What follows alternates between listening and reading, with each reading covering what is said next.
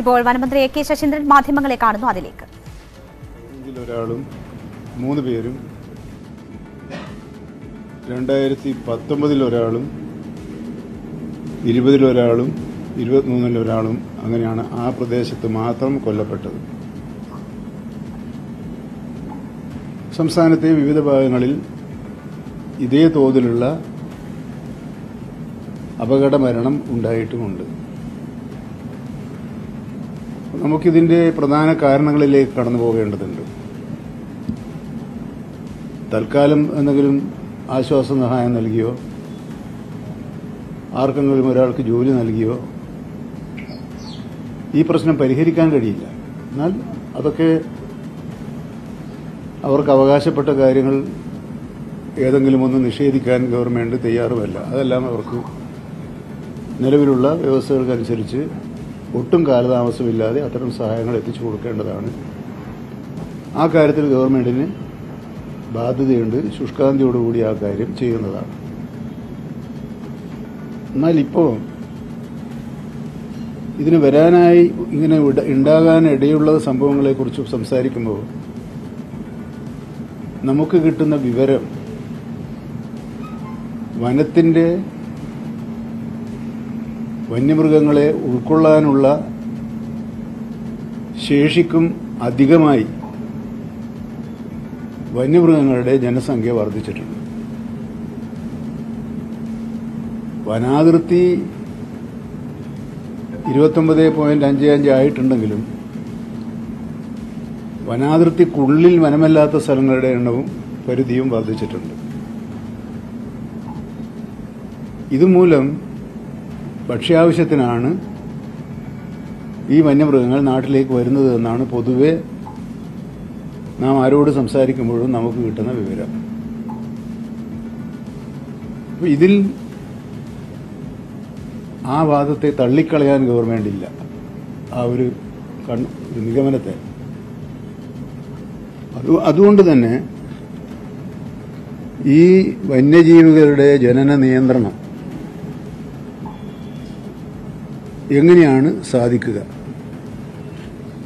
എന്നതാണ് ഇന്നത്തെ ഉന്നതതല യോഗം പരിശോധിച്ചു നോക്കിയത്. അങ്ങനെ വന്നപ്പോഴാണ്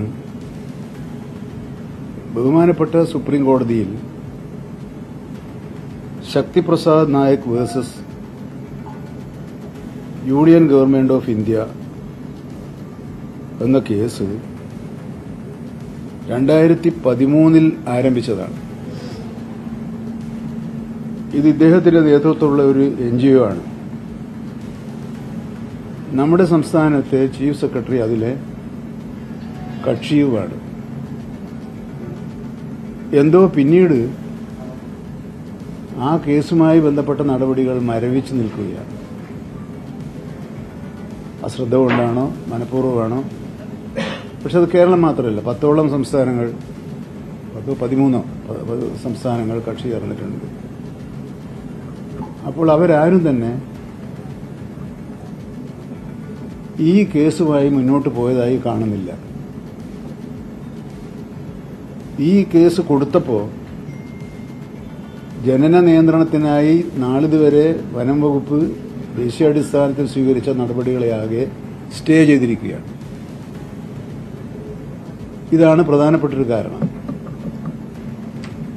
അപ്പോഴെന്താ മാർഗം? ആ കേസ് വളരെ യുദ്ധകാലടിസ്ഥാനത്തിൽ കോടതി പരിശോധിച്ച് ഒരു തീരുമാനം എത്തുമ്പോഴാണ് സംസ്ഥാന ഗവൺമെന്റുകൾക്ക് ആ കാര്യത്തിലുള്ള പ്രവർത്തനം നടത്താൻ സാധിക്കുക.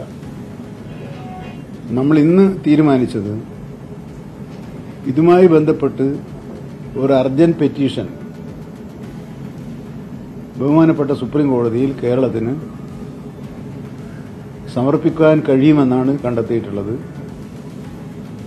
ആ രൂപത്തിലുള്ളൊരു പെറ്റീഷൻ ബഹുമാനപ്പെട്ട സുപ്രീം കോടതിയിൽ ഉടൻ തന്നെ ഫയൽ ചെയ്യുന്നതാണ്.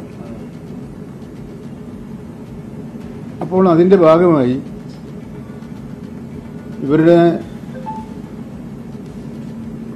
നേരത്തെ പറഞ്ഞതുപോലുള്ള വനവിസ്തൃതിക്കകത്ത് എത്ര പേരെ ഉൾക്കൊള്ളാനാവും, എത്ര പേരെ ഉൾക്കൊള്ളാൻ കഴിയില്ല എന്നീ തുടങ്ങിയ ഒരു സയന്റിഫിക് സ്റ്റഡി വനപ്രദേശത്തിന്റെ ക്യാരിയിങ് കപ്പാസിറ്റി മനസ്സിലാക്കുന്നതിന് ഒരു സയന്റിഫിക് സ്റ്റഡി നടത്തേണ്ടതുണ്ട്. ഉത്തരവ് ലഭിക്കുന്ന മുറക്ക് കാര്യങ്ങൾ മുന്നോട്ട് പോകണമെങ്കിൽ ഇന്നലെ വരെയുള്ള ഊഹക്കണക്കിന്റെ അടിസ്ഥാനത്തിൽ മാത്രം നമുക്ക് മുമ്പോട്ട് പോയാൽ പോരാ, ഒരു ശാസ്ത്രീയ പഠനം നടത്തണം. അപ്പോൾ അതിന്റെ ഭാഗമായി വരുമ്പോൾ പലരും അഭിപ്രായപ്പെട്ടുള്ളതുപോലെ നമുക്ക് വന്യമൃഗങ്ങളെ മാറ്റി താമസിപ്പിക്കാൻ പറ്റും മറ്റു സ്ഥലങ്ങളിൽ. വനം മന്ത്രി എ കെ ശശീന്ദ്രൻ മാധ്യമങ്ങളെ കാണുകയായിരുന്നു. വയനാട്ടിൽ കർഷകൻ മരിച്ച സാഹചര്യം സങ്കടകരമാണ്, അതിനെ ഗൗരവത്തോടെ സർക്കാർ കാണുന്നു. വന്യജീവികളുടെ എണ്ണം പെരുകുന്നുണ്ട്, അതിന്റെ നിയന്ത്രണം ഉൾപ്പെടെയുള്ള കാര്യങ്ങളൊക്കെയും പരിശോധിച്ചു വരികയാണ്. എന്ത് സാധ്യമാകും എന്നുള്ളത് പരിശോധിച്ചു വരികയാണ്. ആ കർഷകന്റെ കുടുംബത്തിന് അർഹമായ സഹായം ഉറപ്പുവരുത്തുമെന്നുകൂടി മന്ത്രി പറയുകയാണ്. എന്തായാലും വലിയ പ്രതിഷേധം അവിടെ നടക്കുകയാണ്.